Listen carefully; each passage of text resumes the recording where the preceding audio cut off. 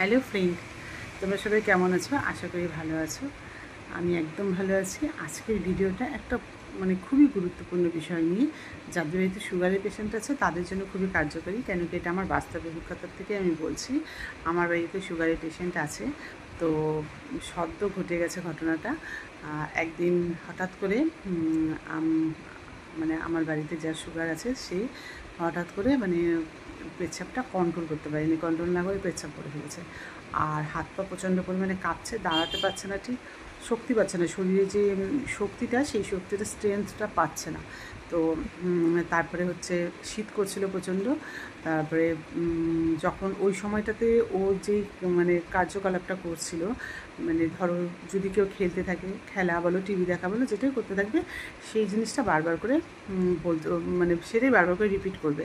সে তার থেকে আগাবেও না, পেছাবেও না, ঠিক একটা জায়গায় স্টিল থাকবে, ওই সম্বন্ধে বলে যাবে। তো আমার বাড়িতে এরকমই ঘটছে। তো যার ঘটেছিল সে তার একটু আগে খেলছিল, তো কার্ড খেলছিল। তো ও কার্ড সংক্রান্ত বিষয় নিয়ে যা যা বলছে ওই নিয়েই বলে যাচ্ছে যে ও ভাবছে ও বর্তমানে খেলেই যাচ্ছে, এরকম ধরনের পরিস্থিতিটা হয় হঠাৎ করে সুগার বেড়ে গেলে। তো প্রথমে আমরা ফার্স্ট এড করলাম, পায়ের তলায় একটু জল দিলাম, ঘাড়ে একটু ভিজা কাপড় টাপড় দিয়ে রাখলাম, দেখলাম না একটা জায়গায় স্টিল আছে, ভয় পাওয়ার কিচ্ছু নেই।